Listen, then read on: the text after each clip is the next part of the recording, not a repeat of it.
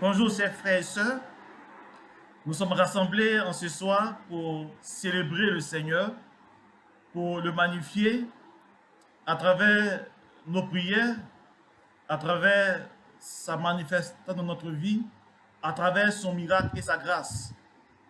Nous voulons bénir le Seigneur en ce jour merveilleux où Dieu nous donne de pouvoir partager de sa parole. Dieu nous donne de pouvoir expérimenter sa révélation profonde et véritable. Et le thème que nous voulons partager aujourd'hui s'intitule Croître dans la parole de Dieu. Croître dans la parole de Dieu. C'est important de pouvoir comprendre cette révélation de la croissance dans la parole de Dieu. Et le texte qui va servir à notre méditation est tiré de 2 Timothée 3, les versets 14 à 17.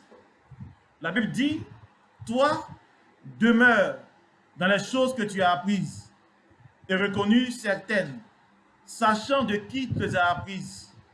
Dès ton enfance, tu connais les saintes écritures qui peuvent te rendre sage à salut par la foi en Jésus-Christ.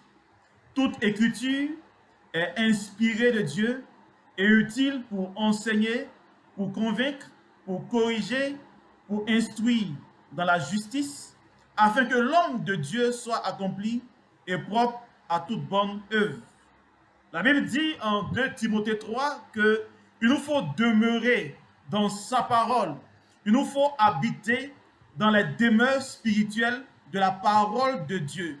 Il nous faut conclure une alliance de parole afin que l'esprit de sagesse nous visite, nous perfectionne et nous donne la mission nécessaire afin que les œuvres attachées à notre vie soient manifestées et accomplies à travers nous. Donc, 2 Timothée nous fait prendre conscience de la nécessité de croître, non seulement par la parole de Dieu, mais encore dans la parole de Dieu. Donc, suite à ce texte qui est le socle de notre méditation, nous allons répartir notre échange autour de 3 points. Le premier point sera de croître par la parole de Dieu. Le second point, se connaître à travers la parole de Dieu.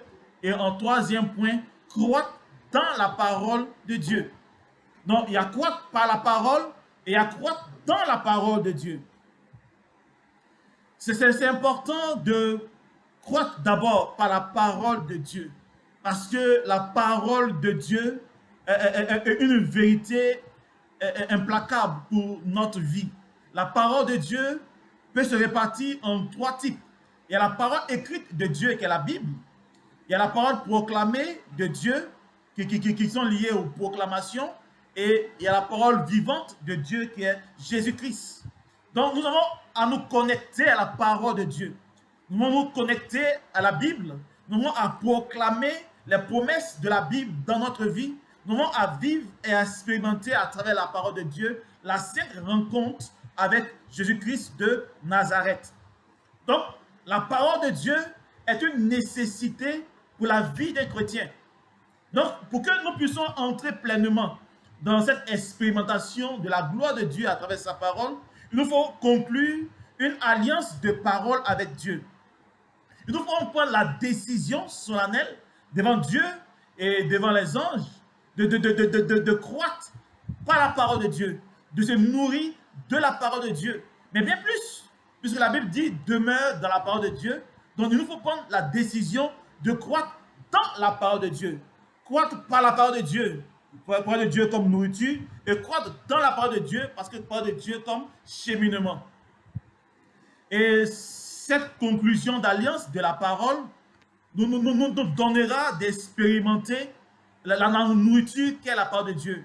La Bible dit, par l'entremise de Jésus-Christ, lors d'une de ses tentations, que l'homme ne vivra seulement de pain, mais de toute parole qui sort de la bouche de l'Éternel. Donc, il nous faut se nourrir de la parole de Dieu. Il nous faut l'écouter, il nous faut la lire, il nous faut la méditer, il nous faut la proclamer, il nous faut l'étudier afin de ressortir non seulement le logos de la parole, mais surtout le rhéma qui changera notre identité. Et lorsque nous sommes nourris de cette parole, nous allons laisser l'esprit de sagesse habiter en nous, afin que la parole qui est lettre, qui est esprit et qui est vie, puisse mettre dans notre vie l'esprit de Dieu, puisse mettre dans notre vie la vie de Dieu, afin que la sagesse de Dieu, issue de sa parole, comme développée en Timothée, soit notre partage. Donc la parole de Dieu est une nécessité. Il nous faut nous nourrir de la parole. Il nous faut lire la parole. Il nous faut nous connecter à la parole. Il nous faut avoir une alliance de la parole. Il nous faut parler, proclamer la parole de Dieu continuellement. Car dans cette parole, il y a l'Esprit de Dieu. Car dans cette parole, il y a la vie de Dieu. Et en étant connecté à cette parole, en se nourrissant de cette parole, la matière spirituelle de la foi nous remplit. Car la Bible dit que la foi vient de ce que l'on entend. Et ce que l'on entend vient de la parole de Dieu. Et parce que quand nous écoutons la parole de Dieu, quand nous la lisons régulièrement, la pensée de Dieu est notre partage. Mais bien plus, la matière créatrice qui a servi à la création est manifestée dans notre vie, afin que nous puissions créer et bouleverser notre identité. Mais la parole de Dieu, ce n'est pas simplement une nourriture, mais la parole de Dieu est un miroir qui nous apprend à nous connaître. Nous faut donc, dans cette deuxième partie de notre partage, il nous faut nous connaître à travers la parole de Dieu. Parce que la connaissance de toutes choses est importante avant de croître. Avant de grandir, il nous faut nous connaître. Et il nous faut aller à travers la parole de Dieu pour comprendre qui est l'homme. Comment Dieu a constitué l'homme. Quelle est la constitution de l'homme. Et la Bible nous déclare clairement que l'homme est une personne individualisée. Quand nous regardons de la Genèse chapitre 2, où Dieu forme les hommes, on voit que Dieu donne une forme à un individu. Et donc l'homme est une personne individualisée. Mais bien plus, quand l'homme reçoit la forme, quand l'homme reçoit son individualité, la Bible dit que Dieu met en lui le souffle de vie et l'homme devient un être vivant. Non seulement l'homme est une personne individualisée, mais l'homme aussi est un être vivant. Est un être constitué de matière et d'esprit. Il a la forme matérielle et immatérielle. Il y a en lui une dimension matérielle qui lui permet de pouvoir être en contact avec la nature, mais en lui encore, il y a une dimension immatérielle qui lui permet de pouvoir être en contact avec le monde invisible et spirituel. L'homme, donc, selon 1 Thessaloniciens 5, verset 23, l'homme, donc, est corps, est âme et esprit. Le corps qui est lié à tout ce qui est physique, ce qui est matériel, ce qu'on peut toucher. Et l'âme, c'est ce qui est lié au psychique, est lié au sentimental, est lié à l'émotionnel, est lié à tout ce qui est désir, tout ce qui est pensée, tout ce qui est mentalité, tout ce qui est intelligence, tout ce qui est tendance, qui agit en nous. Et l'esprit qui nous met dans une dimension supérieure, qui nous permet de pouvoir être en contact avec Dieu, de pouvoir marcher dans le plan de Dieu, de pouvoir comprendre le monde spirituel, de pouvoir être conscient dans ce monde et de pouvoir agir consciemment dans ce monde, afin que l'Esprit de Dieu, qui est l'Esprit sur lequel nous avons été fondés, puisse nous transformer et faire de nous des images de Dieu. Dans l'homme est corps, âme et esprit. Mais en l'homme, il y a différentes parties qui, selon Éphésiens chapitre 6, à partir du verset 10 au verset 18, où on parle des âmes spirituelles, on prend conscience que chaque âme spirituelle vient protéger une partie de l'homme. Le casque du salut vient protéger la tête, qui est le siège de la sagesse divine. Il y a la cuirasse de justice qui protège le cœur, qui est le siège de l'amour divin. Il y a la ceinture de vérité qui protège les reins, qui sont le siège de la force vitale. Tout ce qui est lié à la santé, tout ce qui est lié à la vitalité, tout ce qui est lié au mouvement. Et enfin, il y a les mains qui prennent en compte le bouclier de la foi, qui prennent en compte l'épée de l'esprit, qui prennent en compte les chaussures des bonnes dispositions à annoncer l'évangile, qui sont les membres dont le siège, on va dire, c'est l'activité. Donc, Dieu met en l'homme la sagesse au niveau de la tête, l'amour au niveau du cœur, la force vitale au niveau des reins, et Dieu donne à l'homme le travail, le mouvement au niveau des membres. Donc, l'homme est appelé à exercer à travers son corps les missions que Dieu lui a dévolues. L'homme donc doit développer son intelligence, sa sagesse. L'homme doit développer l'amour de Dieu en lui afin qu'il puisse aimer Dieu, mais bien plus qu'il puisse aimer les hommes et la nature et la création que Dieu a faite. Mais pour que l'homme puisse être en action dans ce monde, il nous faut une force, il nous faut une vie, la force vitale. Cette force vitale qui anime son corps, cette force vitale qui lui donne de pouvoir agir, de pouvoir se mettre en mouvement, de pouvoir parler, de pouvoir penser. Cette force vitale qui fait de lui un être vivant. Mais en plus de cette force vitale, il faut que l'homme puisse agir dans la dimension du travail. Mais quand l'homme prend conscience qu'il est corps, âme et esprit, quand il prend conscience qu'il y a différentes parties en lui, la tête, le cœur, les reins et les membres, il prend conscience aussi qu'il est en interaction avec le monde visible et le monde invisible. Et l'homme a une personnalité. L'homme a une manière de s'exprimer, d'être, une manière de manifester des actes, des attitudes. L'homme a une personnalité, un tempérament qui doit manifester.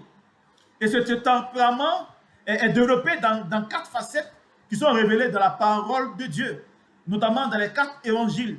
Chaque évangile met en exergue une personnalité de l'homme, met en exergue une tendance de l'homme, une dimension de l'homme. Donc l'homme est un être social. L'homme est appelé à vivre en société. Et cela est développé dans l'évangile de Matthieu, où Dieu, à travers l'écrivain, l'évangéliste inspiré, développe la loi de Christ, développe la loi de Dieu à travers la révélation en Christ, en Jésus-Christ. Donc Dieu montre à travers l'évangile de Matthieu le vivre ensemble, le vivre en communauté, le relationnel. Donc la première personne de l'homme, c'est l'homme en contact avec les autres, l'homme social. La deuxième personnalité de l'homme est révélée dans l'évangile selon Saint Marc, où l'accent est mis sur l'œuvre de Jésus-Christ. Jésus-Christ qui meurt à la croix, Jésus-Christ qui ressuscite, Jésus-Christ qui monte dans le ciel. Donc Jésus avait une œuvre à accomplir. Dans la deuxième personne de l'homme, c'est la personnalité de travailleur, d'ouvrier. Quand Dieu donne à l'homme d'expérimenter la vie, Dieu lui dit que tu es un homme social, c'est pour lui dire qu'il n'est pas bon que l'homme soit seul. Mais quand l'homme reçoit son mandat de vivre en société, l'homme reçoit le mandat de travailler. La Bible dit que Dieu établit l'homme dans le jardin pour le cultiver et le garder. Donc l'homme a aussi une personnalité de travailleur. Donc l'homme est appelé à travailler. Chaque homme est appelé à manifester une œuvre que Dieu lui a confiée. L'homme aussi, au-delà de sa personnalité de travailleur ou de relation, l'homme aussi a une personnalité de leader. Dieu a appelé l'homme à manifester un leadership. Et cela est développé dans l'évangile selon Saint Luc, où l'accent est mis sur la royauté de Jésus. Jésus, le leader surnaturel. Jésus, ce leader qui conduit l'homme, non seulement dans sa réalisation matérielle personnelle, mais aussi dans sa dimension spirituelle et surnaturelle. Donc l'homme est appelé à exercer un leadership, à impacter son entourage, à influencer son entourage, à conduire les autres vers une direction, vers un but, vers une destination. L'homme aussi est un leader. En chaque homme, il y a une personnalité de leader. La quatrième personnalité est révélée dans le livre selon Saint Jean, où Jean met l'accent sur la divinité de Jésus-Christ. Il y a cette personne divine, prophétique, qui pousse l'homme à agir dans la dimension surnaturelle, à découvrir qu'il y a un domaine spirituel et qu'il est capable d'influencer ce domaine spirituel, ce domaine surnaturel, afin que ce qui a été sémé dans le monde spirituel puisse se manifester dans le monde physique. Donc l'homme est un prophète. L'homme a une personnalité divine. Donc l'homme qui est à la fois corps, âme et esprit, l'homme qui a différentes personnalités, a différentes dimensions dans lesquelles il exprime cette personnalité, à différentes dimensions dans lesquelles sa constitution de corps, d'âme et d'esprit s'exprime. Différentes dimensions. On peut citer 4 dimensions.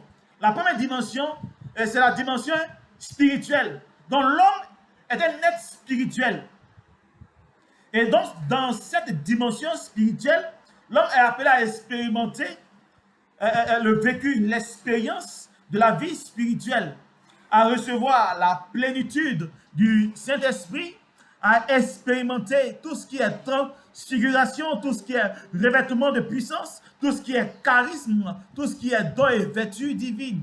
Donc l'homme est capable de percevoir et d'entrer dans la dimension spirituelle et de pouvoir manifester à l'humanité cette dimension à travers son corps, son âme et son esprit.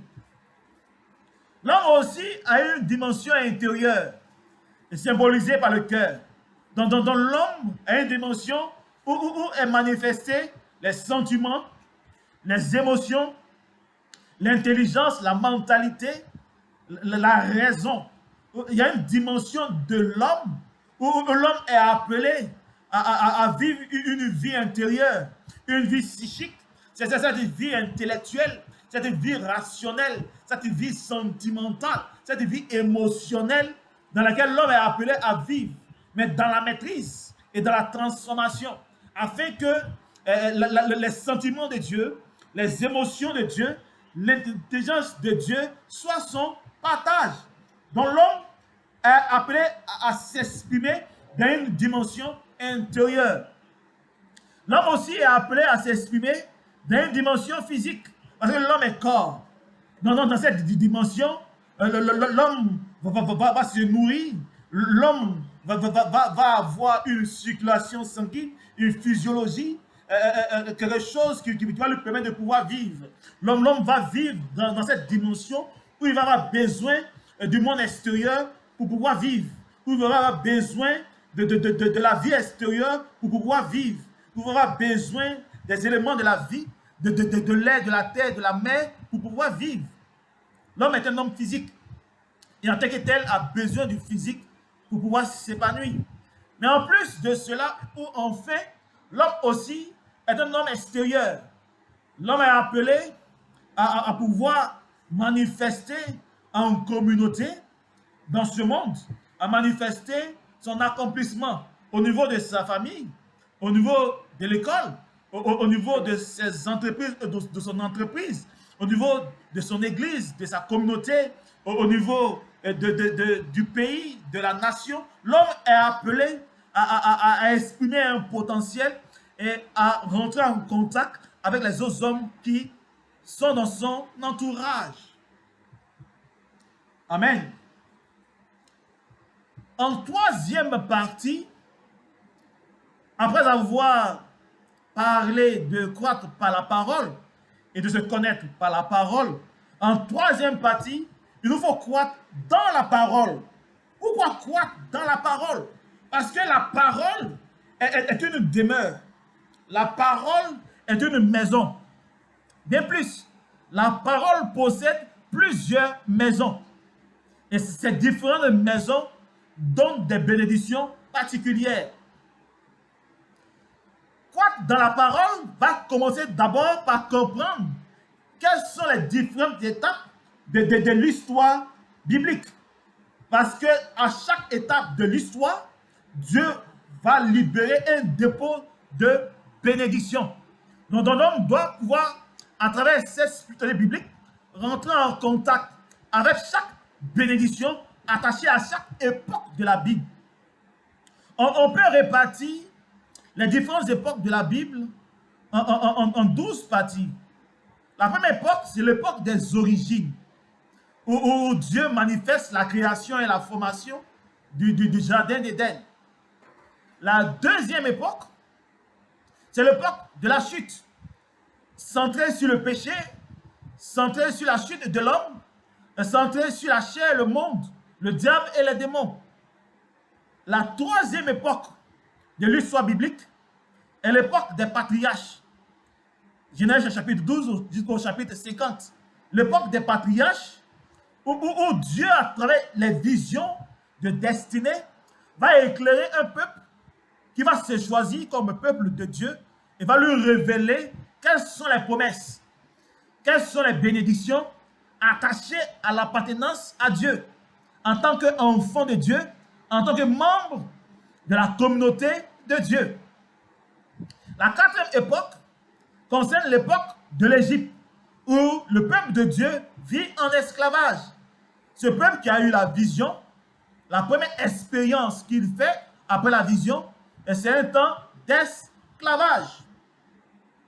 La cinquième époque biblique, c'est l'époque de l'Exode, où ce peuple qui sort de l'Égypte va traverser différents déserts. Et à travers ces différents déserts, va vivre l'expérience du manque, l'expérience de la pauvreté, l'expérience de l'épreuve, afin que la foi du chrétien soit éprouvée. La sixième époque est l'époque de la conquête.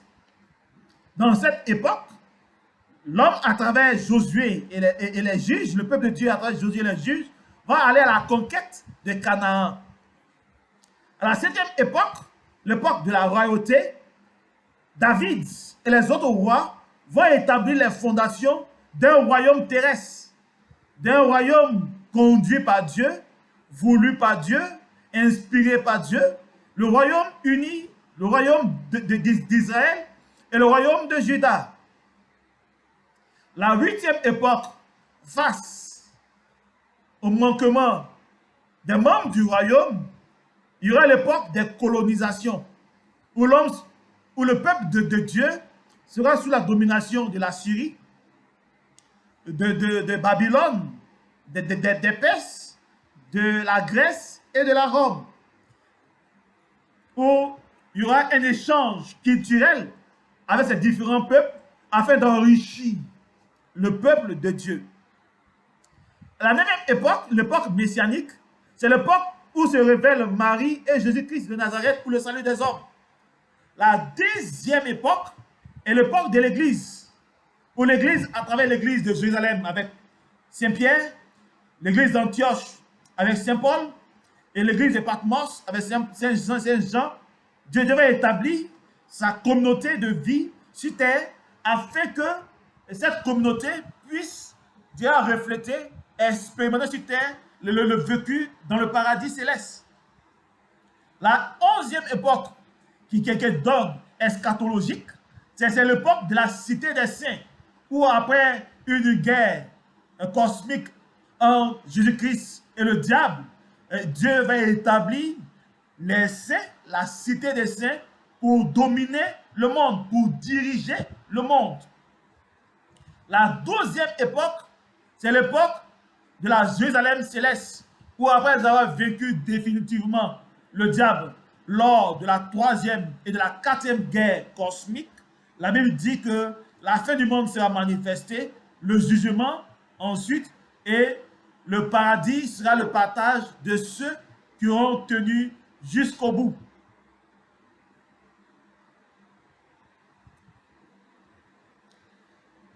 Donc, ayant parcouru l'histoire d'Israël, il est bon maintenant de comprendre qu'en réalité, à chaque étape de l'histoire, Dieu a établi un sanctuaire, une maison de Dieu où l'homme doit habiter. Et chaque maison possède une bénédiction particulière. À l'époque des origines, Dieu met à la disposition de l'humanité deux maisons de salut. La première maison est le jardin d'Éden, le jardin des délices. La deuxième maison, c'est au temps de Noé, l'arche de Noé. À l'époque des patriarches, deux autres maisons seront disponibles pour le salut de l'humanité. La troisième maison manifestée au temps des patriarches est la tente d'Abraham et la maison de Jacob. Cette troisième maison, la tente d'Abraham, et cette quatrième maison, la maison de Jacob, étaient des maisons pour pouvoir distinguer le peuple de Dieu au milieu des autres peuples. La cinquième maison sera manifestée au temps de l'Exode avec le camp de Moïse. Cette maison de Dieu où Dieu visitait le peuple qui travaillait, mais bien plus, qui consacrait une partie de son travail dans le sanctuaire afin de mériter les bénédictions de l'Éternel. Au temps de la conquête, il y a la sixième maison qui sera disponible, la maison de destinée, liée au royaume d'Israël, liée à Canaan et au royaume d'Israël. Au temps de la royauté, une septième maison sera disponible, la cité de David. Au temps de la colonisation, une huitième maison sera disponible, l'église du Christ. Dans les derniers temps, une neuvième maison sera disponible, la cité des saints. Et lors de la création nouvelle, une dixième maison sera disponible, la Jérusalem céleste. Donc Dieu met à disposition de l'humanité 10 maisons de salut. Et ces 10 maisons contiennent chacune une onction particulière, un ministère particulier, des œuvres particulières, une expérimentation de la vie spirituelle particulière, une manifestation de Dieu particulière. Donc chaque maison est un lieu d'expérimentation de la gloire de Dieu. Il est bon, en tant que chrétien, de savoir à quelle maison nous sommes et quel type de bénédiction nous avons accès et qu'est-ce que nous devons faire. Mais à côté de ces 10 maisons de salut révélées tout au long de l'histoire de la Bible, il y a 5 maisons que l'homme doit éviter, qui sont aussi révélées dans l'histoire du salut. La première maison à éviter est dans l'histoire des origines, la maison de la chute. Il y a une maison que le diable a mis à côté de la maison qui est le jardin d'Éden et l'arche de Noé, une maison qui était mise à côté, la maison de la chute. Et cette maison va lutter pour empêcher que la maison de Dieu puisse déployer pleinement son potentiel dans le peuple de Dieu. La deuxième maison du diable sur le chemin du peuple de Dieu pour lui empêcher d'expérimenter véritablement la grâce de Dieu est au temps des patriarches, la maison des servitudes représentée par l'Égypte, la maison des servitudes, la maison de la corvée, la maison de l'esclavage. La troisième maison à éviter au temps de l'Exode est la maison des passions. Les passions qui sont liées au désert, dans la maison des passions, la maison qui fait bouillir en nous nos émotions, nos tendances, nos désirs, afin que ces désirs puissent captiver nos convoitises et nous attirer vers les choses du monde. La quatrième maison à éviter au temps de la conquête est la maison de Baal. C'est cette maison de pseudo-leadership, de pseudo-réussite sociale, de pseudo-religion, pour nous empêcher de bénéficier complètement et pleinement des bénédictions attachées à la religion. Et la cinquième maison à éviter, qui sont manifestées au temps de la réalité des colonisations de l'ère messianique de l'Église, la cité des saints, c'est le royaume de Babylone. Le royaume de Babylone est ce royaume qui s'oppose à la maison de Dieu, qui s'oppose à la maison de chaque enfant de Dieu. Donc il faut donc éviter ces différentes maisons. Donc, croître dans la parole va consister à parcourir le vécu de chaque maison de bénédiction, les 10 maisons de bénédiction, et à éviter le piège des 5 maisons. Mais il est bon de comprendre que dans chaque maison, nous allons à vivre une expérience. Il y a 3 parties liées à chaque maison. La première partie va concerner à marcher sur le chemin de la demeure. Et sur le chemin de la demeure, il nous faut porter le nom de Dieu, c'est-à-dire être consacré à Dieu. Il nous faut cheminer avec les ans du chemin, symbolisés au temps de Moïse par les 2 colonnes. Il nous faut suivre le chemin qui met en exergue la direction divine. Et il nous faut porter le manteau de l'onction du chemin. Et au cours du chemin, l'onction que Dieu a mis à disposition pour traverser les déserts, c'est l'onction sacerdotale.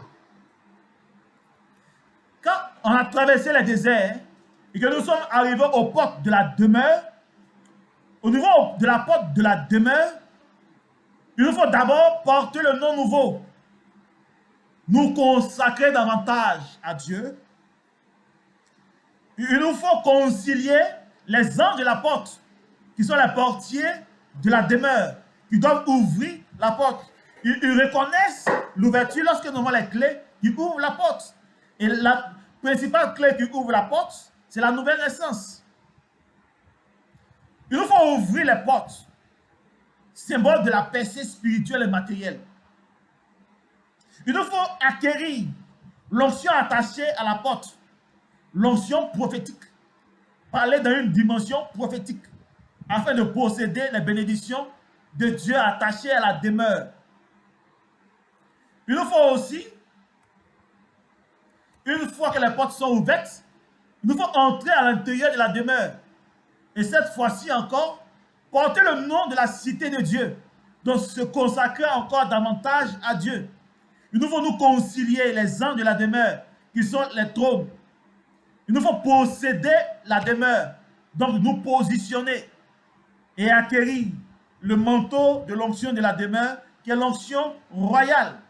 Donc sur le chemin, il nous faut expérimenter l'onction sacerdotale.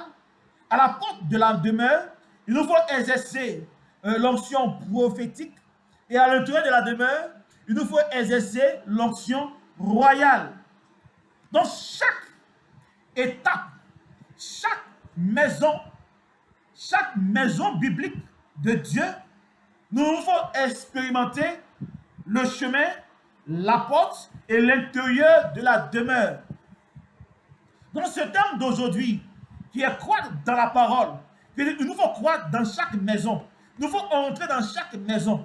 Il nous faut vivre le cheminement avec pour étape, pour escale, les différentes maisons de destinée de la Bible.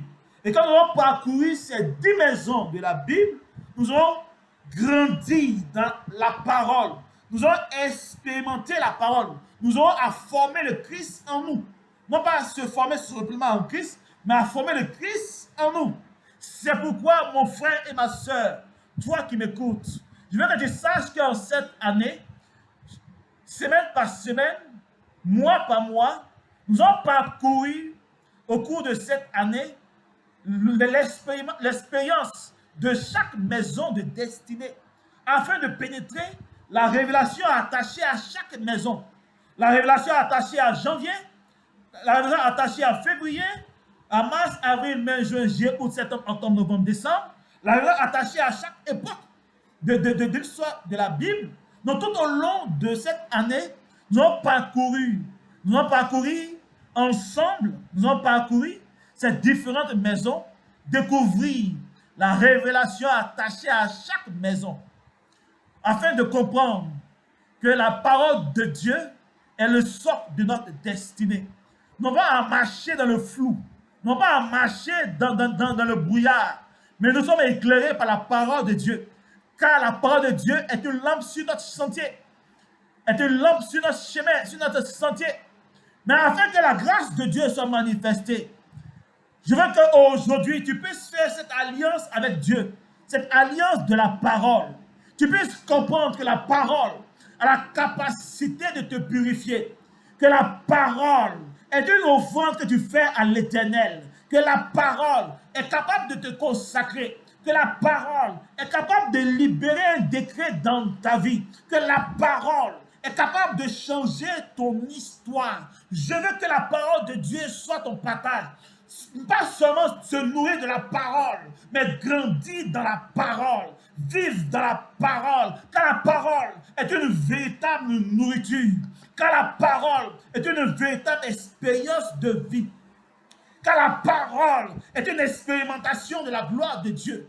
Je proclame donc, mon frère, toi qui m'entends en ce jour, je proclame dans ta vie la révélation de la parole, que Dieu te révèle sa parole, afin que, pas à pas, tu croisses dans la parole, tu te formes dans la parole, tu grandisses dans la parole, car c'est la parole qui fait la différence entre nous et le monde. La Bible dit que Dieu a tellement aimé le monde, Dieu a tellement aimé le monde qu'il nous a donné son Fils unique. Il nous a donné son Fils unique, afin que quiconque croit en lui ne périsse point, mais qu'il ait la vie éternelle. Dieu, dans toute sa gloire, s'est révélé en Jean chapitre 1, verset 1, comme la parole. C'est la parole qui est le socle de notre bénédiction. C'est la parole qui nous conduit dans une manifestation de la gloire de Dieu.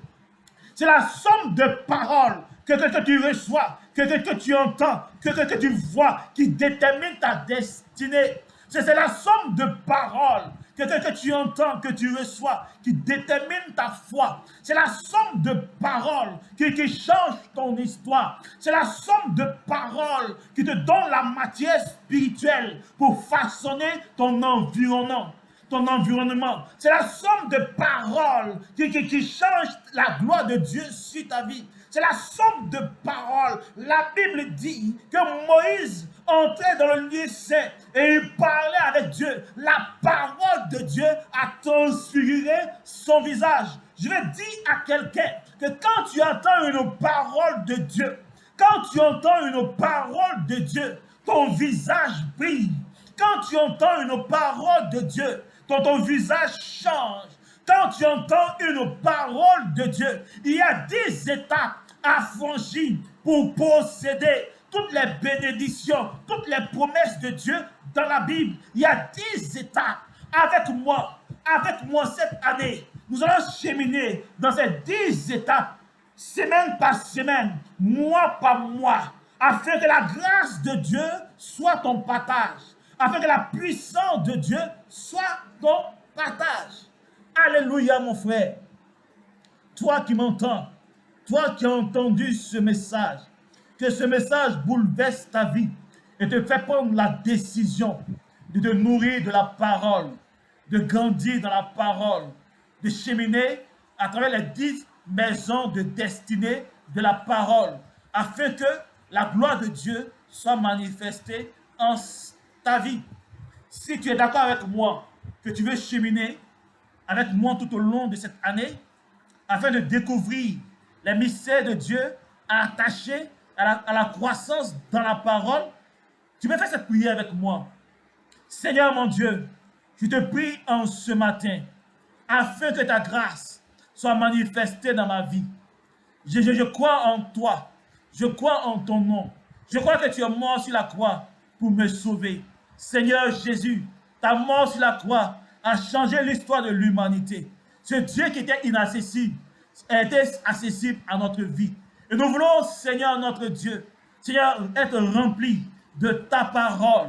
Nous voulons, oh Seigneur, être une source de ta parole. C'est pourquoi nous voulons cheminer dans le mystère de la foi de ta parole. Que ta parole soit notre socle. Que ta parole soit notre socle. C'est pourquoi, en ce jour, nous voulons faire alliance avec toi à travers ta parole. Que cette parole soit notre socle. Que cette parole soit notre nourriture quotidienne. Que cette parole soit notre nourriture quotidienne, afin que les bénédictions de ta parole soient notre partage dans le nom puissant de Jésus. Amen, amen, amen. Je vous remercie, que Dieu vous bénisse dans le nom puissant de Jésus. Bye et à la semaine prochaine.